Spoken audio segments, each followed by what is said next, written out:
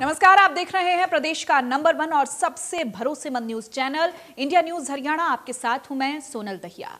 आपका अपना news channel India news Haryana एक बार फिर से लेकर आया है इंडिया न्यूज ओपीडी। जी हां, आपका अपना ओपीडी, जहां आप घर पर बैठकर बेहतर इलाज पा सकते हैं। कोरोना से कैसे बचा जाए, अगर आपको कोई लक्षण है तो क्या आप सावधानी बरतें, पोस्ट कोविड के दौरान कैसे अपना ध्यान रखें, इन्हीं सभी सवालों के लिए आपके अपने चैनल ने इस खास मुहिम की शुरुआत की है। अगले 1 घंटे डॉक्टर्स का एक बड़ा पैनल हमारे साथ रहेगा।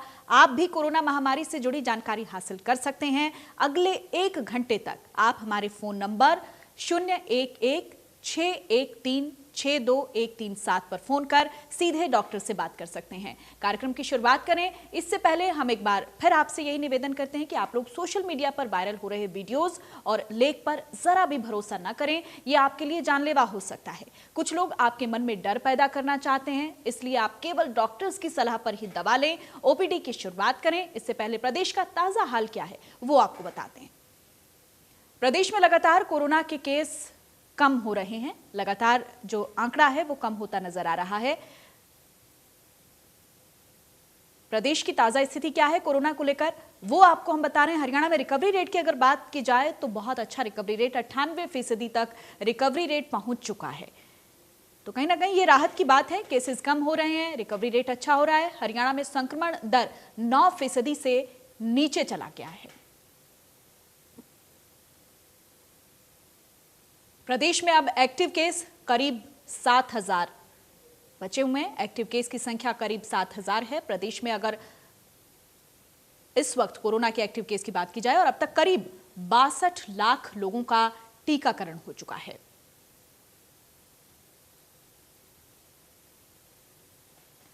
छूट के साथ हरियाणा में 14 जून तक लॉकडाउन है ताकि केसेस कम हो, संक्रमण की चेन टूटे। इसके लिए सरकार की तरफ से कोशिशें लगातार हो रही हैं। होटल, रेस्टोरेंट्स, मॉल खोलने की इजाजत दी गई है, लेकिन उसके लिए एक नियमावली है जिसका खास ध्यान रखना होगा। 50% कैपेसिटी के साथ मॉल खोलने की छूट सरकार की तरफ से दी गई है। सुबह 9 बजे से शाम 6 बजे तक दुकानें खोलने का समय रहेगा। सुबह 9 बजे से शाम 6 बजे तक दुकानें खुल सकेंगी। वहीं शॉपिंग मॉल सुबह 10 बजे से 8 बजे तक खुल रहे हैं। तो प्रदेश में इस वक्त कोरोना को लेकर कैसा माहौल है और क्या जरूरी बातें हैं वो आपको हम बता रहे हैं। मंदिर में एक बार में 21 लोगों को इजाजत दी गई है। इससे ज्यादा लोग मंदिर में प्रवेश नहीं कर सकते हैं। शादी और अंतिम संस्कार में 21 लोगों को इजाजत दी गई है। तो प्रदेश में लगातार कोरोना का जो आंकड़ा है वो कम होता नजर आ रहा है। केसेस 500 के पार हैं हालांकि, लेकिन ये एक राहत की बात है कि जो कोरोना की दूसरी लहर में अचानक से केसेस में बढ़ोतरी हुई है उसके लिहाज से अगर हम प्रदेश की बात करें तो कहीं ना कहीं स्थिति सुधरती हुई नजर आ रही है। रिकवरी रेट करीब 98% हो चुका है और हरियाणा में संक्रमण दर 9% से नीचे चली गई है।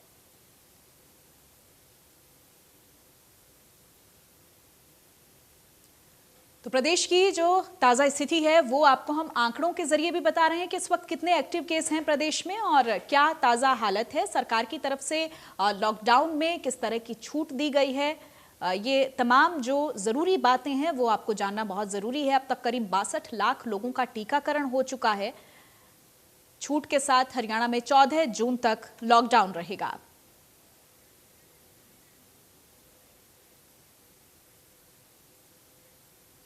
और हमारे साथ हर दिन डॉक्टर्स का एक खास पैनल जुड़ता है। आज डॉक्टर राकेश सैनी जो कि फिजिशियन हैं हमारे साथ जुड़ चुके हैं। डॉक्टर साहब बहुत बहुत स्वागत है आपका। डॉक्टर रविकांत भूषण स्किन रोग विशेषज्ञ हैं। डॉक्टर रविकांत भी हमारे साथ जुड़ चुके हैं। आपका भी बहुत बहुत स्वागत है डॉक्टर रविकांत जी। तो डॉक्टर राकेश सैनी जी, शुरुआत आपसे करना चाहूंगी। अच्छे संकेत हैं प्रदेश में, केसेस कम हो रहे हैं। जो खतरा अचानक से मंडराया था वो कहीं ना कहीं कम होता नजर आ रहा है, लेकिन अभी भी सतर्कता बरतने की बहुत जरूरत है। आप फिजिशियन हैं, एज अ फिजिशियन अभी प्रदेश की स्थिति को देखते हुए किस तरीके से एड्रेस करना चाहेंगे जनता को? जी नमस्कार। जी बिल्कुल ठीक बात है कि सेकेंड वेव इस टाइम पे ग्रेडेड रूप से थोड़ा धीरे धीरे कम हो रही है पूरे भारत के परिदृश्य में अगर हम देखें तो पूरा भारत बहुत अनेक प्रदेशों से मिलकर बना है, जहां कोविड से रिलेटेड जो लहर है, जो वेव है, जो नदर्न इंडिया में अभी काफी स्लो डाउन हो चुकी है। सदर्न इंडिया और नॉर्थ ईस्ट में अभी भी केसेस काफी आ रहे हैं। तो आने वाले 10-15 दिन में शायद पूरे इंडिया में केसेस काफी कम हो जाएंगे। लेकिन हमें रेस्पिरेटरी वायरसेस जो हैं वो हमेशा लहर या वेव्स के रूप में आते हैं। तो जी। हमें आगे भी पूरी सावधानी बरतने की जरूरत है, क्योंकि फर्स्ट वेव जो अगस्त सितंबर में हमारे देश में आई थी, के बाद में थोड़ा जो कोविड अप्रोप्रिएट बिहेवियर है उसमें भी लोगों में कमी आई, भीड़ एक साथ जुटना शुरू हो गई और लोग भी कोविड की जो पहले वाली लहरें हैं उनसे थोड़ा सा लापरवाह दिखे और हमें सेकेंड वेव देखने को मिली। तो बिल्कुल सावधानी बहुत ज्यादा रखने की जरूरत है हमें। जब तक हम हमारा पूरा कंट्री वैक्सीनेट नहीं हो जाए, तब तक हमें एटलीस्ट बहुत ज्यादा सावधान रहना चाहिए। बिल्कुल आप सही कह रहे हैं। वैक्सीनेशन ही अब एक ऐसा जरिया बचा है जिससे हम एक सिक्योर जोन में खुद को मान सकते हैं। डॉक्टर रविकांत भूषण जी, आप स्किन रोग विशेषज्ञ हैं। हमने देखा है कि कई तरीके के कॉम्प्लिकेशंस आफ्टर कोरोना भी, और जब कोरोना लोगों को होता है उस दौरान भी बहुत सारे कॉम्प्लिकेशंस स्किन से जुड़े हुए आते हैं। आप उनके बारे में किस तरीके की जानकारी हमारे दर्शकों से साझा करना चाहेंगे कि किस तरीके की वो दिक्कतें होती हैं और उन दिक्कतों से कैसे पार पाया जा सकता है? देखिए, सबसे पहले तो कोविड का जो पेशेंट ठीक होता है, अगर वो मॉर्बिड है, उस कोई डायबिटिक है या कोई हाइपरटेंसिव है, तो उसको पोस्ट कोविड केयर की बहुत ज़्यादा सख्त ज़रूरत होती है और वो एक अपने पूरे रूटीन टेस्ट करा ले। अगर कोई ब्लड के टेस्ट कहें तो जैसे डी डायमर बहुत इंपॉर्टेंट है कि जिससे कोई उसमें कोगुलोपैथी तो स्टार्ट नहीं हुई है। और अगर वो डायबिटिक है तो अपना ब्लड शुगर रेगुलर चेक कराता रहे। और इसके बाद जो नॉर्मल पॉपुलेशन है उसमें पोस्ट कोविड में थोड़ा सा उनको स्ट्रेस फैक्टर्स आने शुरू हो रहे हैं। स्ट्रेस फैक्टर में उनको क्योंकि रिकवरी में काफी समय लग जाता है, इसमें 3 से 4 महीने लगते हैं। और पेशेंट एकदम से डिस्चार्ज हुआ, उसके बाद जैसे ही वो घर जाता है वो नॉर्मल रूटीन वर्क अपना स्टार्ट कर देता है। बिल्कुल डॉक्टर साहब, इसको हम आगे बढ़ाएंगे। हम हमारे साथ दर्शक लगातार जुड़ना शुरू हो चुके हैं। इस वक्त हमारे साथ हिसार से एक दर्शक जुड़े हैं, राम गोपाल शर्मा। राम गोपाल शर्मा जी, आपका बहुत बहुत स्वागत है इंडिया न्यूज पर। क्या सवाल है आपका, क्या पूछना चाहेंगे आप? मैं फर्स्ट डोज लगा लिया था और अब सेकंड डोज के लिए बोलते हैं कि 2 महीने बाद लगेगा। जी हेलो जी। फर्स्ट डोज का वैक्सीन ले लिया था मैंने जी। अब उसको हो गए हैं करीब 45 दिन। जी। सेकंड डोज कब लगेगा? चलिए, सेकंड डोज देखिए, अगर अंतराल की बात की जाए तो वो जो अंतराल फर्स्ट डोज का और सेकंड डोज का होना चाहिए वो आपका पूरा हो चुका है। उसके लिए जहां से आपने रजिस्ट्रेशन करवाया है वहीं पर आपको पता करना पड़ेगा और उसके बाद ही आपका सेंटर होगा और वहां आपको जाना होगा वैक्सीनेशन के लिए। ये हालांकि डॉक्टर्स से जुड़ा सवाल नहीं है, तो लगातार जो भी आपकी दिक्कतें हैं वो आप हमसे पूछ सकते हैं। अगर स्वास्थ्य संबंधित कोई दिक्कतें हैं, कोरोना से जुड़ा कोई भी आपके भीतर सवाल है तो वो आप हमारे डॉक्टर्स से ले सकते हैं। अगर आपने एक पीरियड पूरा कर लिया है, उसके बाद सरकार की तरफ से लगातार प्रोसेस चल रही है, उस पर आप अप्लाई करें और उसके बाद आप अपने कोरोना की जो डोज है वो ले सकते हैं। तो हमारे साथ डॉक्टर्स लगातार जुड़े हुए हैं। हम स्किन रोग विशेषज्ञ डॉक्टर रविकांत से लगातार पूछ रहे थे। डॉक्टर रविकांत, आप अपनी बात आगे बढ़ाइएगा। किस तरीके से क्या दिक्कतें होती हैं और कैसे उन दिक्कतों से हम लोगों को आप किस तरीके से अवेयर करना चाहेंगे? हाँ जी। तो मैं कह रहा था कि जो जैसे डायबिटिक पेशेंट हैं, तो डायबिटिक पेशेंट्स में क्या होता है, शुगर बहुत ज़्यादा हाइक कर जाती है, तो वो शुगर को अपना कंट्रोल करके रखें। कोई कार्डियक पेशेंट है तो वो अपने पूरे ईसीजी एक बार चेक करा ले और एकदम से आप नॉर्मल रूटीन पे ना आए, धीरे धीरे अपना रूटीन शुरू करें। क्योंकि इसमें थोड़ा सा पेशेंट्स इतना ज़्यादा है, उसका फिजिकल स्टैमिना इतना डाउन हो जाता है कि थोड़े से वर्क में उसको पाल्पिटेशन, उसकी धड़कनें तेज हो जाएंगी, उसको एंजाइटी शुरू हो जाती है, वो नॉर्मल रूटीन वर्क नहीं कर पाता, तो वो सोचता है कि मैं फिर कोरोना की चपेट में तो नहीं आ गया। जबकि ऐसा नहीं होता है, क्योंकि हाइपोक्सिया बड़ा कॉमन है। आप थोड़ा सा चलेंगे, आपका सांस फूलना शुरू हो जाएगा, आपको लगेगा कि मेरा एसपीओ आप चेक करेंगे तो जी। थोड़ा डाउन मिलेगा, आपको और चिंता होगी, आप फिर हॉस्पिटल की तरफ रश करेंगे। तो ऐसा नहीं करना है। अपना थोड़ा अपना पूरा डाइट, एक तो प्रोटीन डाइट पे ध्यान दें, और धीरे धीरे योगा और एक्सरसाइज से अपना डेली रूटीन नॉर्मल करें। जी। यमुनानगर से एक दर्शक हमारे साथ अविनाश चंद्र जुड़ गए हैं। अविनाश जी, अपना सवाल पूछिए आप। मैडम, ये जो है मेरे को कोरोना हुआ था और उसकी रिपोर्ट नेगेटिव आ गई, आए हुए को 1 महीना हो गया है। जी। आप अपने टीवी की वॉल्यूम जरा कम कीजिएगा, तभी आप अपना सवाल अच्छे से कर सकते हैं और हमें सुन सकते हैं। तो क्या मुझे इंजेक्शन लग सकता है? कोरोना कितना समय हो गया आपको कोरोना हुए? वालेकुम इंक्वायरी, आवाज कम करना। हाँ जी, क्या मैं इंजेक्शन लगवा सकता हूँ फर्स्ट डोज? तो वैक्सीनेशन को लेकर डॉक्टर साहब, इनका सवाल है कि इनको कोरोना हुआ था करीबन 1 महीने पहले, और ये जानना ये चाहते हैं कि क्या ये वैक्सीन लगवा सकते हैं, कब लगवा सकते हैं, इसके लिए कब एलिजिबल होंगे?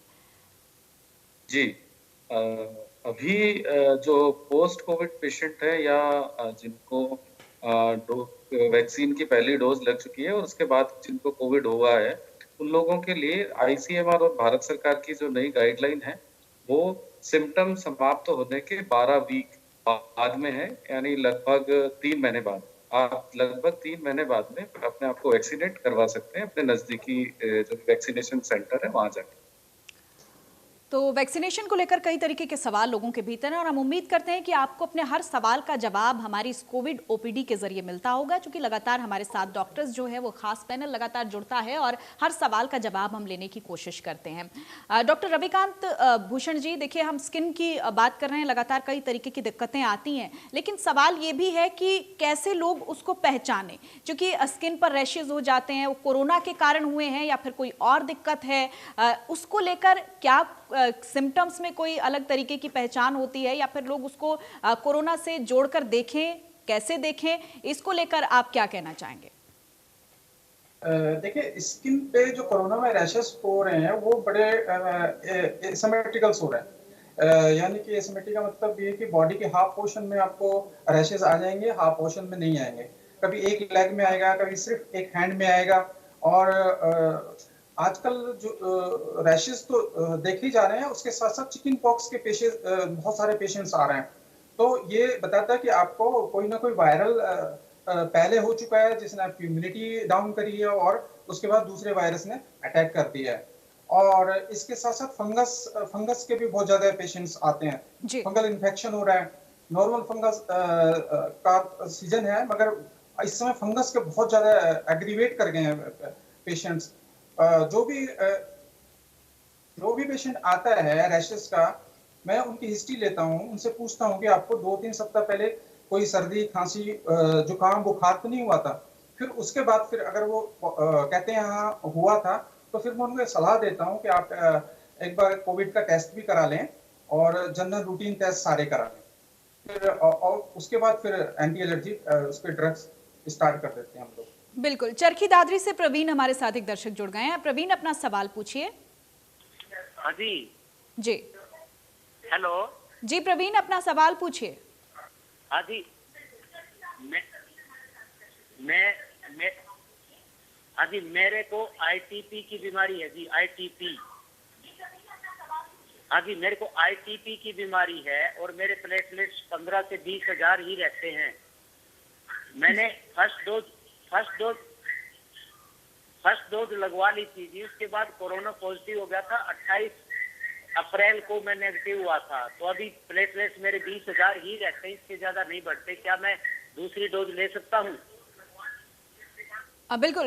डॉक्टर राकेश सैनी जी, आप इनके सवाल का जवाब देंगे? जी, इनको जहाँ तक मैं थोड़ा इतना क्लियर सुन नहीं पाया था, लेकिन जितना मुझे सुनने में आया कि ये इनको शायद कोविड हो चुका है, तो उसके लिए जी गाइडलाइन वही है कि कोविड होने के बाद 12 सप्ताह बाद में आप वैक्सीनेशन करवा सकते हो। वैक्सीनेशन सेंटर में आपके चिकित्सक रहते हैं। चिकित्सक, अन्य अगर कोई बीमारियां हैं तो उससे संबंधित सलाह आप चिकित्सक से लें। वो एग्जामिन करके या उस परिस्थिति के अनुसार वो निर्णय लेंगे कि आपको फर्दर वैक्सीनेशन की जरूरत है या नहीं। जी। बिल्कुल, ये अपने आप में बहुत महत्वपूर्ण है। देखिए, अगर आपको कोई परेशानी है, कोई दिक्कत है, कोई बीमारी है, तो आप डॉक्टर से सलाह लें, उसके बाद ही आप वैक्सीनेशन लें। तमाम जो एक्सपर्ट्स हैं, वो यही बात कहते हैं कि पहले आपको डॉक्टर से अपना जो रेगुलर चेकअप है, वो करवाना बहुत ज़रूरी है और उसके बाद आप वैक्सीन लें। डॉक्टर साहब, अगर हम बात करें, देखिए लगातार ऐसे भी केसेस निकल कर सामने आ रहे हैं जहाँ पर लोग बहुत पैनिक हो जा रहे हैं, घबराहट महसूस कर रहे हैं। कोरोना के पेशेंट्स कोरोना के पीरियड के दौरान भी और कोरोना के बाद भी लोगों के भीतर एक अलग तरीके की घबराहट देखी जा रही है। उससे वेट लूज की समस्या है या फिर और मानसिक परेशानियां हैं, वो बहुत आड़े आ रही हैं। उन पेशेंट्स को आप क्या कहना चाहेंगे, किस तरीके से वो इन परिस्थितियों से ओवरकम करें? जी जी, सबसे पहले मैं ये बताना चाहूंगा कि कोविड एक रेस्पिरेटरी वायरस है जो कि लगभग 80 से 85% लोगों में माइल्ड या बहुत कम या ना के बराबर सिम्टम पैदा करता है।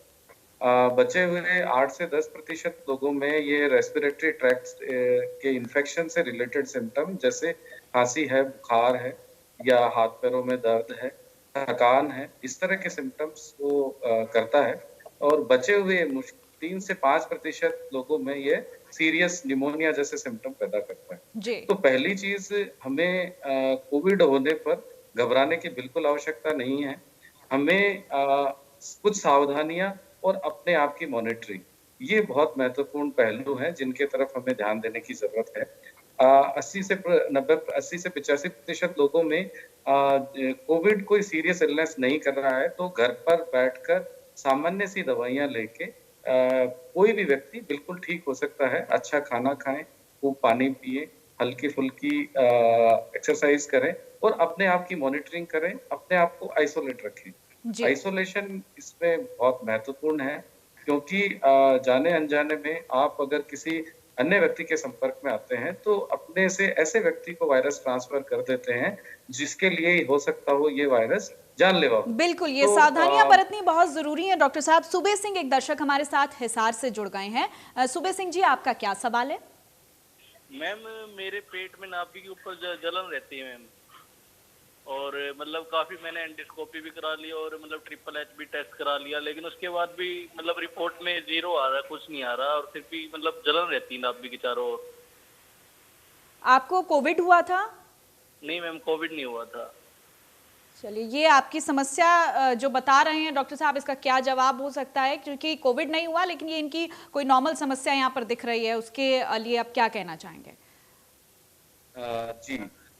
जी, जिस तरीके से ये सिम्टम अपने बता रहे हैं कि इनको पेट में अक्सर जलन रहती है, तो इसके बहुत सारे कारण हो सकते हैं। जैसे ये बता रहे हैं कि एंडोस्कोपी में इनके कुछ भी नहीं है, तो इसके एक वाइड स्पेक्ट्रम ऑफ डिजीज हो सकती हैं। लाइफस्टाइल रिलेटेड इश्यूज हो सकता है, इनकी डाइट से रिलेटेड इश्यूज हो सकते हैं। इसके अलावा और भी बहुत सारी चीजें हैं जो हो सकती हैं, तो ये तो थोड़ा डिटेल इन्वेस्टिगेशन का विषय है। जी, बिल्कुल, चेकअप के बाद ही चीजें साफ होंगी। तो कोविड से जुड़ा अगर आपका कोई सवाल है, आपको कोविड हुआ है, कोविड के बाद किस तरीके की कॉम्प्लिकेशंस आ रही हैं और क्या आप सावधानी बरतें, इन तमाम सवालों के साथ हमारे जो एक खास पैनल लगातार हमारे साथ जुड़ता है और आपके सवालों का जवाब देता है। अगर कोई नॉर्मल समस्या आपकी है तो आप अस्पताल में जाएं, उसका चेकअप करवाएं, उसके बाद ही आप उसका ट्रीटमेंट लें। रोहतक से सुनील एक दर्शक हमारे साथ जुड़ गए हैं। सुनील जी, आप क्या पूछना चाहेंगे? हेलो जी। हाँ जी, नमस्कार मैम। जी नमस्ते सुनील जी। नमस्कार। मैं डॉक्टर साहब से एक बात करना चाह रहा हूँ। आज सभी चैनलों पे एक भ्रम की बात की जा रही है कि चुंबक, ये अपना वैक्सीन लगवाने के बाद शरीर के अंदर चुंबकीय शक्ति आ रही है, क्या ये सच है या झूठ है? ये वैक्सीनेशन को लेकर बहुत सारे भ्रम पैदा हो रहे हैं डॉक्टर साहब, और ऐसी ऐसी बातें निकलकर सामने आती हैं जो कि बहुत हास्यास्पद भी होती हैं। तो वैक्सीनेशन को लेकर जो ये रूमर्स फैल रहे हैं, इन पर आप क्या कहना चाहेंगे? क्योंकि ऐसे सवाल लगातार कोविड ओपीडी में आते रहते हैं और कहीं ना कहीं एक सुपरस्टिशन का जो दौर है वो भी शुरू हो गया है वैक्सीनेशन के साथ साथ। जी, मैं वैक्सीनेशन से रिलेटेड एक बात बोलना चाहूंगा कि जनवरी से वैक्सीनेशन हमारा शुरू हुआ है और सबसे पहले हेल्थ वर्कर्स को वैक्सीनेशन लगाया गया, यानी डॉक्टर्स, नर्सेज और जो अग्रिम पंक्ति के हेल्थ वर्कर्स हैं उनको वैक्सीनेशन लगवाया गया। सबसे बड़ा कॉन्फिडेंस का विषय यही है कि अगर वैक्सीन सेफ नहीं होती तो जो चिकित्सा से जुड़े हुए लोग वो है, उनको क्यों लगती? तो पहली चीज तो वैक्सीनेशन बहुत ही सेफ है। इसके अलावा हमारे खुद प्रधानमंत्री जी हैं, उन्होंने भी वैक्सीनेशन बहुत ही शुरुआत के दौर में ही लगवाई थी। तो पहली चीज तो वैक्सीनेशन पर क्वेश्चन मार्क लगना वो बिल्कुल भी ठीक नहीं है। रही बात जो इस तरह का जो भी आप एक एग्जाम्पल बता रहे थे, बिल्कुल ये एग्जाम्पल महाराष्ट्र से कहीं रिलेटेड न्यूज में कुछ आया था। जी, ये डिटेल इन्वेस्टिगेशन का विषय है चिकित्सकों के लिए भी कि उस आइसोलेटेड केस के संदर्भ में क्या हुआ, क्या नहीं हुआ, इसके बारे में तो अभी टिप्पणी करना बिल्कुल ठीक नहीं है। लेकिन अब तक 25 करोड़ से ज्यादा वैक्सीनेशन भारत में हो चुका है और उनमें किसी में भी किसी प्रकार का सीरियस इलनेस का कोई मामला नहीं आया है।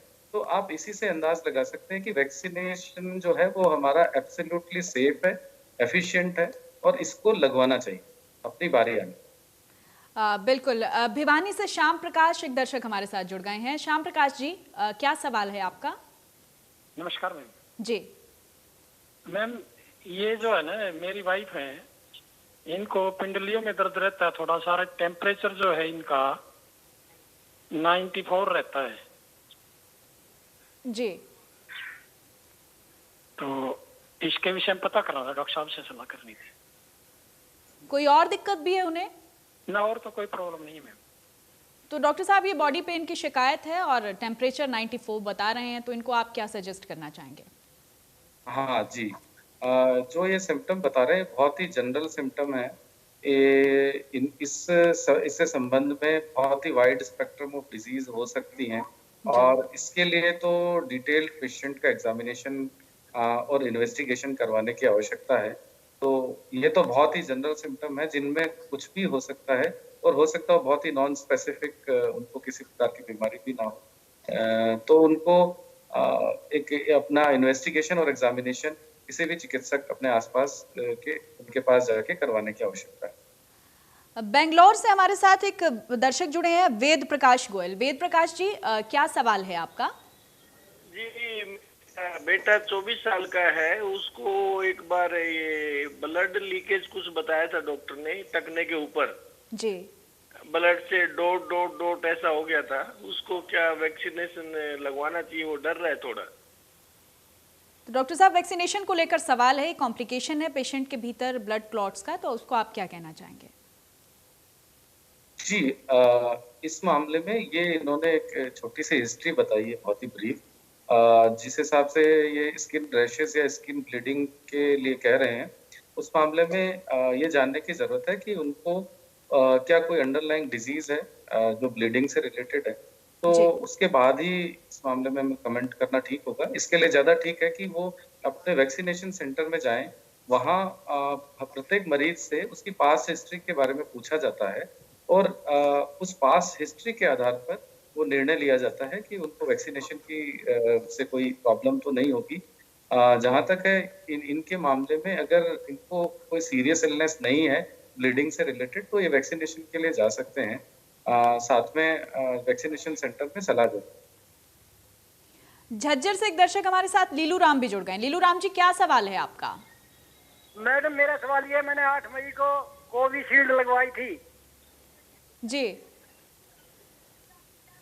मेरा सवाल ये है मैडम, मैंने 8 मई को कोविशील्ड लगवाई थी जी जी, लेकिन मेरे उस दिन लगवाने के 2-3 दिन के बाद अब मेरे हर जोड़ में दर्द रहने लगा है। चलिए, वैक्सीनेशन के बाद इनको दिक्कत आ रही है। डॉक्टर रविकांत भूषण जी, उनका कहना है कि उनको बॉडी पेन की शिकायत हो गई है। हाँ, देखिए, वैक्सीनेशन लगाने के जस्ट बाद 1-2 दिन तक तो कुछ रहता है, थोड़ा फीवर, थोड़ी थकान जैसा, जॉइंट में पेन भी हो सकता है, बुखार आ सकता है, मगर 1 महीने तक नहीं आ सकता जी। तो इनको थोड़ी सी रूटीन चेकअप अपना करवा लें ये कि जोड़ों में क्यों दर्द हो रहा है। कोई विटामिन की कमी तो नहीं है, क्योंकि नॉर्मली इंडिया में विटामिन डी की बहुत ज्यादा कमी रहती है। बिल्कुल। और लोग विटामिन डी पर ध्यान नहीं देते हैं। तो मगर वैक्सीन से इसका कुछ भी रिलेशन नहीं है। 1 महीने के बाद वैक्सीन कोई भी ऐसा कॉम्प्लिकेशन नहीं करती है जिसमें जोड़ों में दर्द हो या आपको बुखार आए या आप स्वस्थ ना रहें।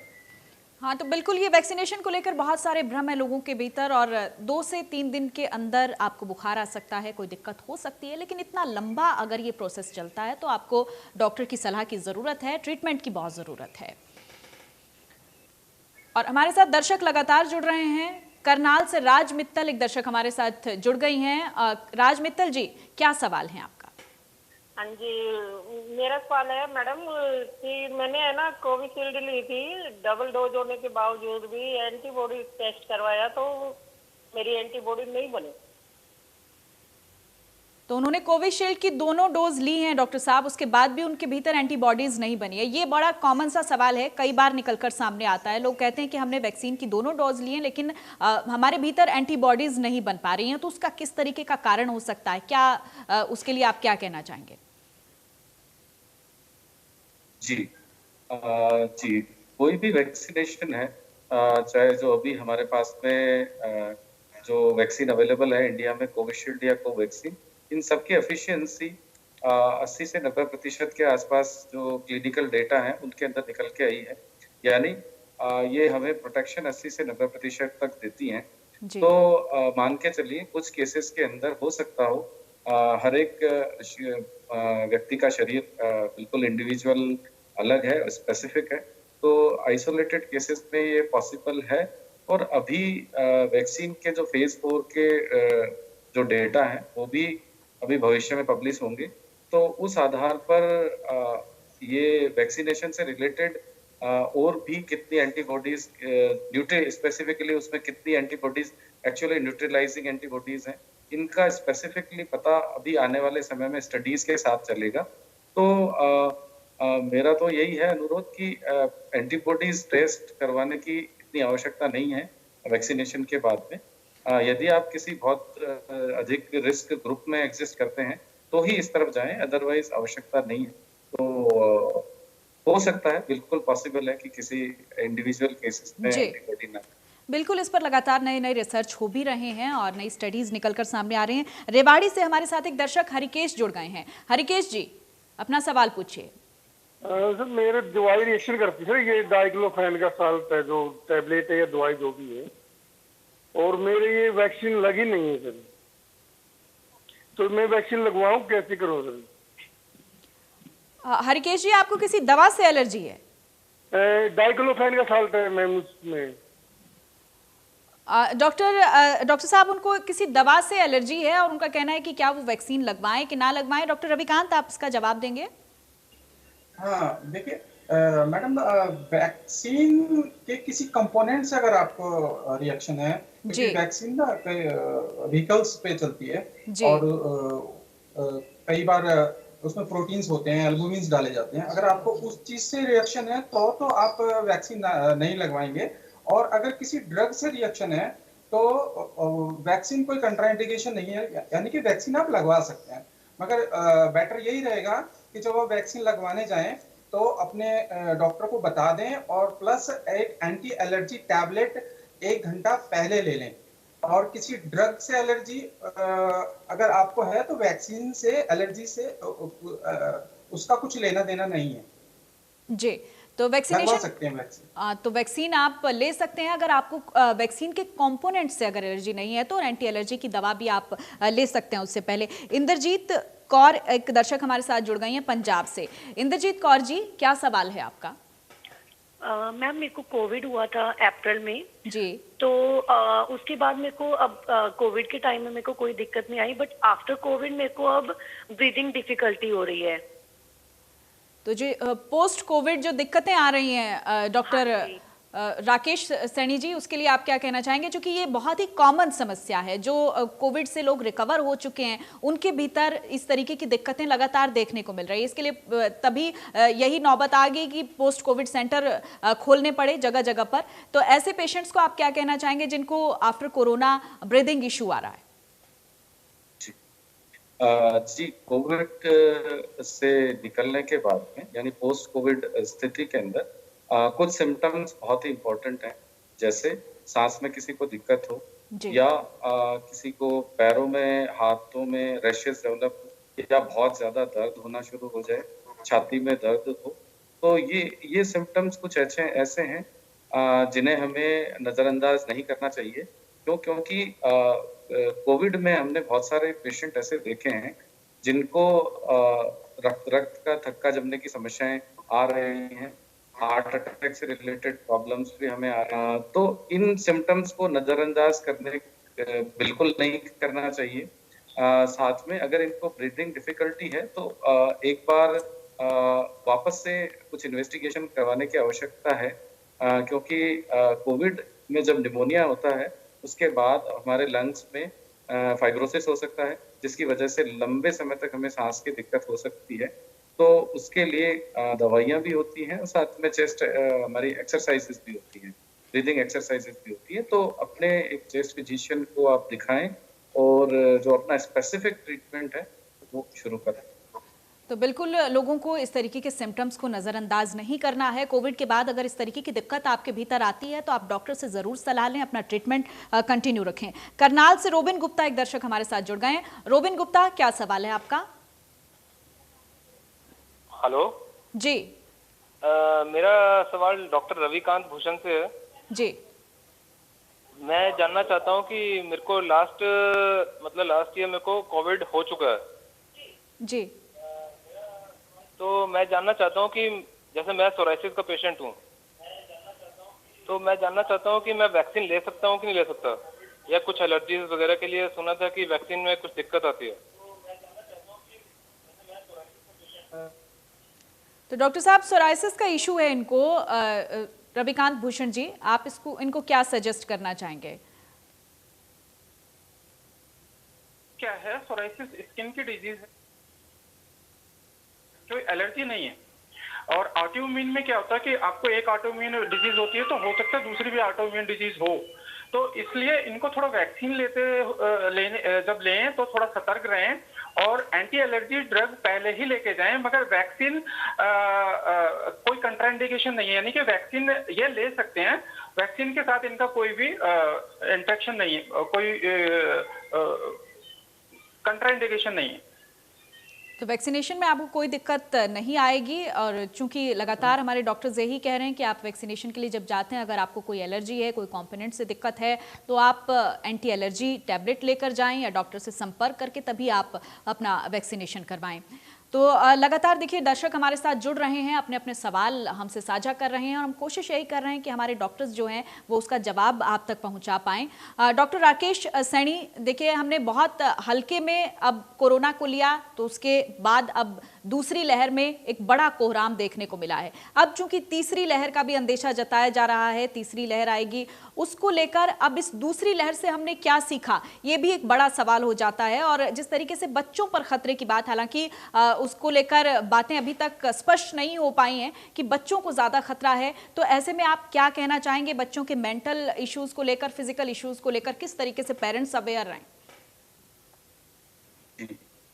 जी, सबसे पहले बच्चों का प्रश्न मैं सबसे पहले आंसर करना चाहूँगा कि आज जो हमारे पास 15 महीने का जो डेटा अवेलेबल है, उसके आधार पर हम ये तो कंक्लूड कर सकते हैं कि अब तक कोविड ने बच्चों में बहुत ज़्यादा सीरियस इलनेस नहीं की है। बच्चों में जो कोविड इन्फेक्शन हुआ है वो माइल्ड कैटेगरी में रहा है या एसिम्प्टोमेटिक स्टेट में रहा है। तो अभी इस तरह के कोई प्रमाण नहीं है कि आने वाली तीसरी लहर में बच्चे प्रभावित होंगे। इस बारे में बहुत सारे पीडियाट्रिक एसोसिएशन ने और हमारे अदर ऑर्गेनाइजेशंस ने भी प्रेडिक्ट किया है कि इस तरह की कोई एविडेंस नहीं है कि ये बच्चों को प्रभावित करेगी। हालांकि बच्चों में क्योंकि हमारे स्कूल्स बंद हैं, तो बच्चों की एजुकेशन है, उन स्कूल बंद होने के कारण उनका साइकोलॉजिकल, सोशल और एजुकेशनल जो एंड है, उस पर बहुत सारे डेवलपमेंटल इश्यूज हमें सामने देखने को मिल रहे हैं। बहुत सारे बच्चों में स्मार्टफोन एडिक्शंस डेवलप हो रहा है, चिड़चिड़ापन डेवलप हो रहा है।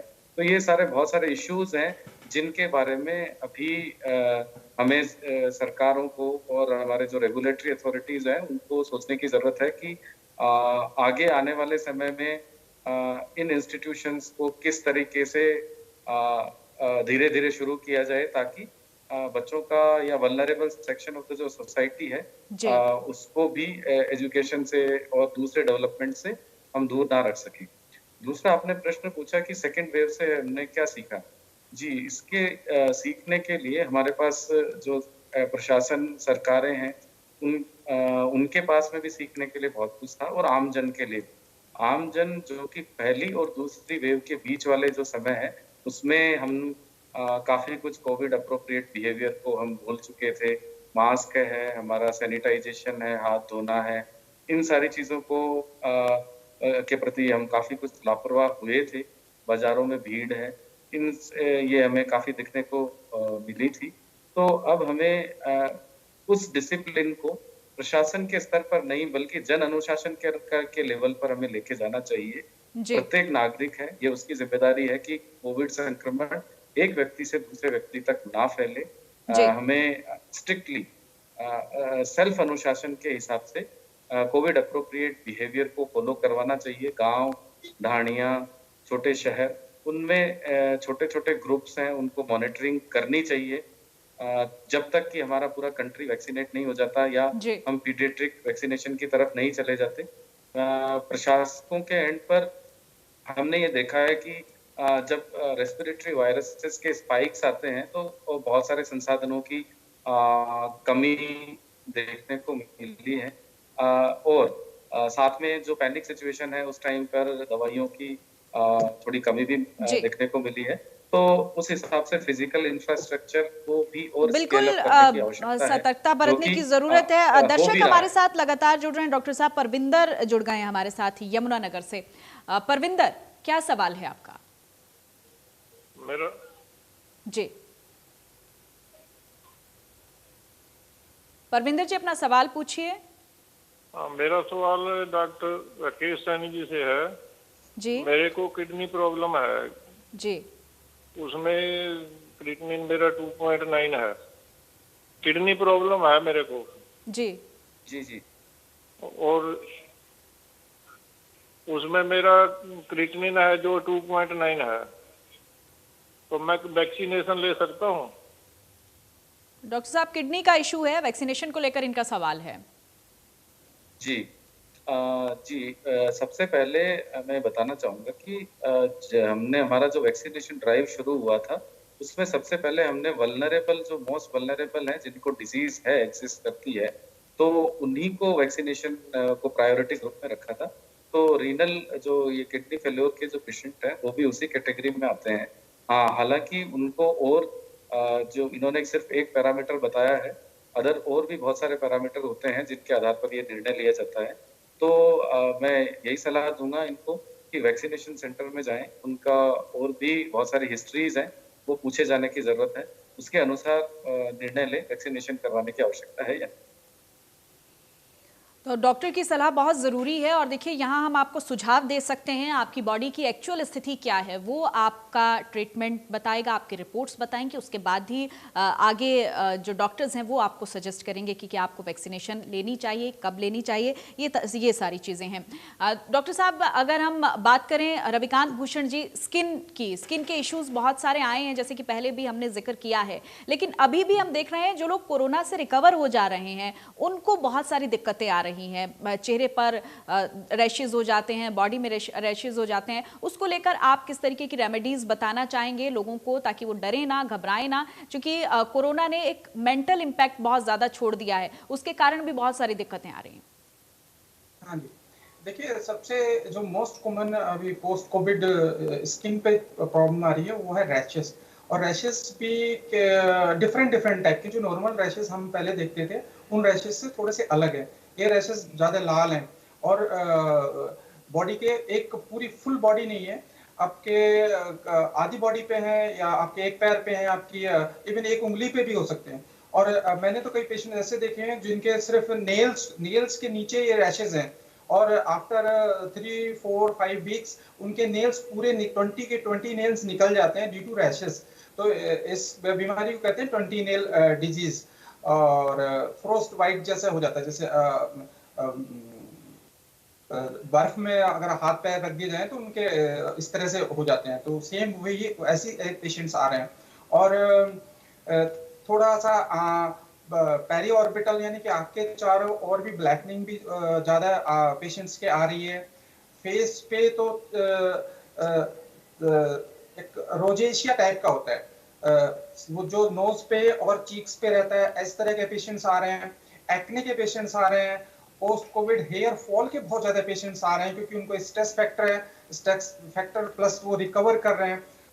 कई विटामिन की उनके अंदर डिफिशियंसी हो गई है, तो हेयर्स, नेल्स और स्किन रैशेस के लिए सबसे ज्यादा आपको क्या करना है, देखिए अपने डाइट पे ध्यान देंगे।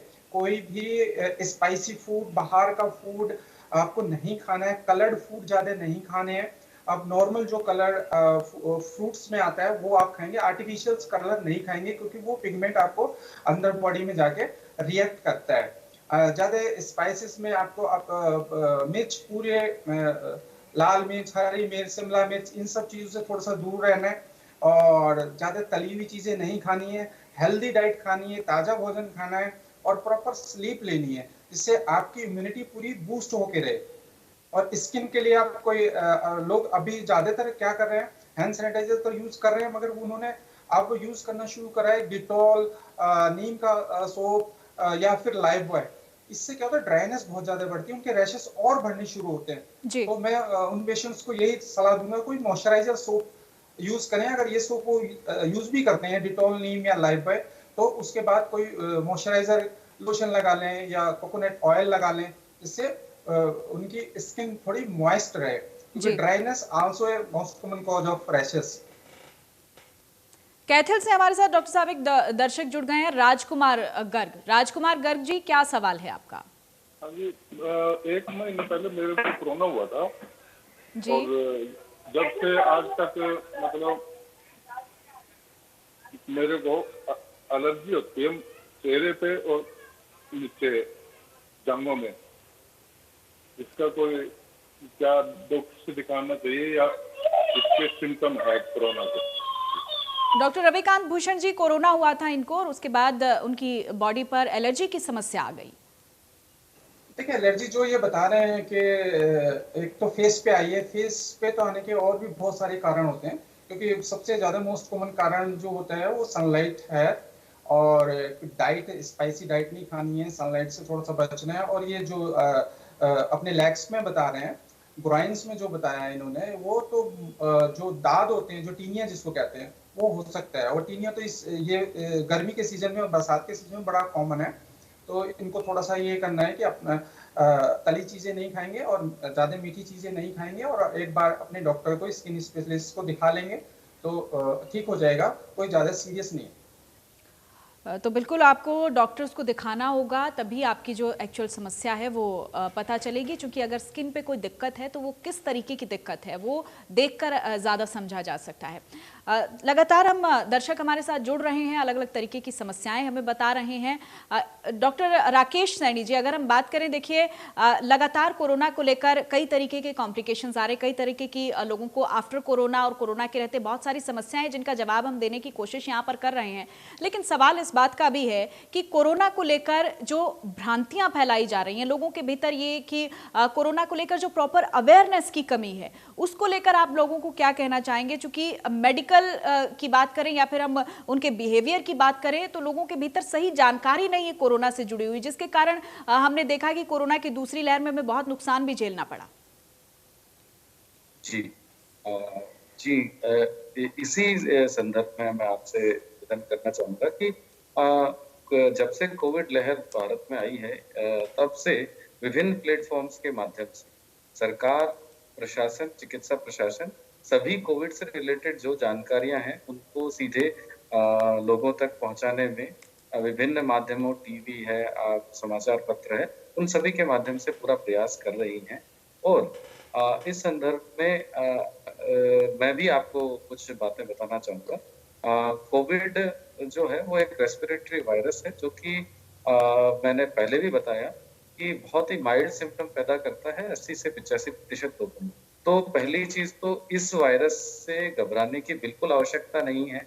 हमारा उद्देश्य इस पूरे कोविड संक्रमण के अंदर ये होना चाहिए कि हम इस संक्रमण की चेन को, अगर हमें है तो हमारे से आगे ना वो बढ़ पाए। हम इस संक्रमण की चेन को ऐसे व्यक्ति तक पहुंचाने से रोकें जिसके लिए यह बीमारी जानलेवा है।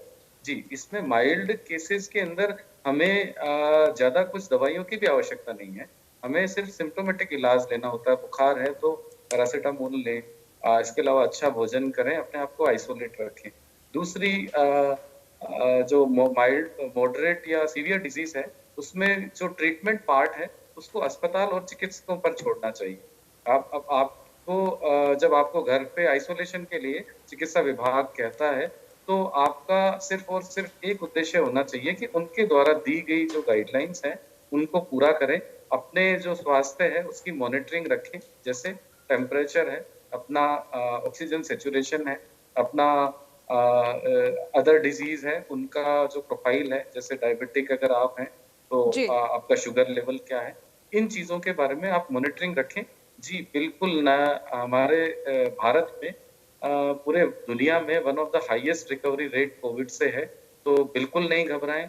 वैक्सीनेट होने के बाद में हमने देखा है कि जो कोविड के सिम्पटम है और डिजीज सीवियरिटी है, वो काफ़ी कम होती जा रही है। और जो हमारा वैक्सीनेशन है, वो एक पर्टिकुलर अमाउंट के बाद में तक पहुंचेगा, तो नंबर ऑफ केसेस हैं वो भी धीरे-धीरे और भी कम होते जाएंगे। महत्वपूर्ण सावधानी यही है कि वेव्स के बाद में जब केसेस हमारे स्टेबलाइज होते हैं या कम होते हैं, उसके बाद में हम हमारी जो सावधानियां हैं उनको बिल्कुल कम ना करें, क्योंकि ये सावधानियां कोविड से ही हमें प्रोटेक्ट नहीं करती, जबकि अदर रेस्पिरेटरी जो हमारा मास्क है वो हमें अदर रेस्पिरेटरी इलनेस है उनसे भी प्रोटेक्ट करता है। अस्थमा है, उन मरीजों के लिए मास्क अच्छी चीज है, वो प्रदूषण से भी हमें प्रोटेक्ट करता है। तो ऐसा नहीं है, कोविड अप्रोप्रिएट बिहेवियर, बार-बार हाथ धोने से हमारे जीआईटी के इन्फेक्शंस कम होते हैं। तो इन सावधानियों का आप ध्यान रखें।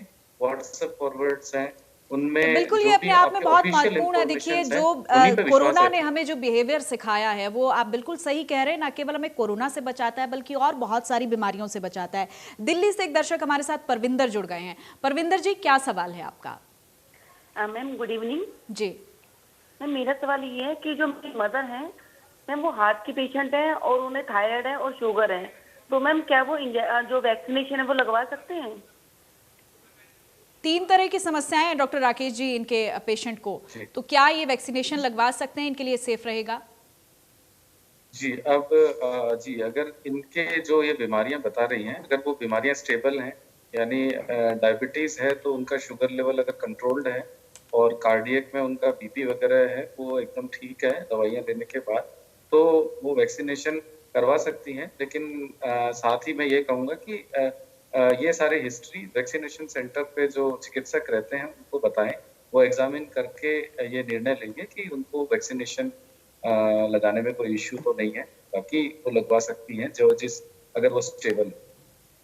तो अगर उनकी सिचुएशन स्टेबल है तो वैक्सीनेशन करवा सकती हैं। वैक्सीन को लेकर घबराएं नहीं, वैक्सीनेशन बहुत ज़रूरी है। और देखिए, यही एक सिक्योरिटी जोन है जो इस वक्त हमें कोरोना से बचा सकता है। हमारे साथ लगातार अलग अलग डॉक्टर्स जुड़े हुए हैं। अगर हम स्किन के इश्यूज़ की बात करें तो देखिए डॉक्टर रविकांत भूषण जी, बहुत सारी दिक्कतें सामने आई हैं और लग ये भी रहा है कि आपके अगर शरीर पर कोई घाव है या फिर कोई जले का निशान है या इस तरीके का कोई वॉन्ड है, तो वो भी आपका ब्लैक फंगस में तब्दील हो सकता है या कोई और तरीके की दिक्कत इस कोविड पीरियड में आ सकती है। उसको लेकर आप क्या कहना चाहेंगे कि स्किन के जो ये इश्यूज़ हैं, जो घाव हैं, उसको लेकर जो एक बड़ा ये समस्या ट्रिगर ना हो, कोई और बड़ी दिक्कत ना हो, उसको लेकर आप क्या सावधानियां बरतने की अपील करना चाहेंगे? देखिए, इसमें सबसे मुख्य चीज तो कोविड में क्या, इम्यूनिटी आपकी थोड़ी सी डाउन हो जाती है और पूरी बॉडी की इम्यूनिटी डाउन हो जाती है। इसकी वजह से स्किन की भी इम्यूनिटी डाउन रहती है।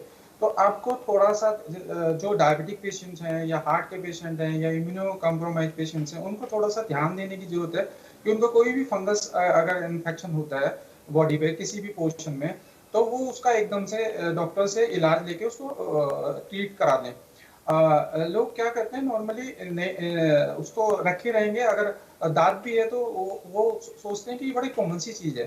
उनके लिए वो कॉमन सी चीज नहीं है। वो वही दांत उनको स्किन के अंदर, नॉर्मल पर्सन को तो वो स्किन के ऊपर रहता है, मगर इम्यूनो कोई कॉम्प्रोमाइज है या डायबिटिक है या कोई ऑर्गन ट्रांसप्लांट का पेशेंट है, तो उसको वो बहुत तेजी से फंगस इन्वेड कर जाएगा अंदर, स्किन के थ्रू ही या फिर बॉडी के, आप माउथ से ले सकते हैं, आप उसको नोज से ले सकते हैं। और उसको स्किन से भी ले सकते हैं। इसलिए थोड़ी सी केयर करने की जरूरत है। कहीं पर अगर आपको काला पैच, रेडनेस या आपको लग रहा है कि कोई ब्लिस्टर बन गया है, कोई फोड़ा जैसा बन गया है, कोई छाला बन गया है, तो आपको एकदम से अपने डॉक्टर को दिखाना चाहिए। तो बिल्कुल ये सावधानियां बरतना बहुत ज़रूरी है। आप दोनों का बहुत बहुत शुक्रिया इन तमाम सवालों के जवाब के लिए और इस चर्चा के लिए। तो कोविड ओपीडी के ज़रिए हम कोशिश यही करते हैं कि आपके भीतर जो कॉमन सवाल हैं वो हम ले सकें और हमारे डॉक्टर्स उसका जवाब दे सकें। कोरोना के मामले कम ज़रूर हुए हैं लेकिन खतरा टला नहीं है। आपको अभी भी सतर्क रहने की, सचेत रहने की बहुत ज़रूरत है, तभी हम कोरोना काल की इस चुनौती से उबर सकते हैं। इसी के साथ कोविड ओपीडी में आज के लिए इतना ही। नमस्कार।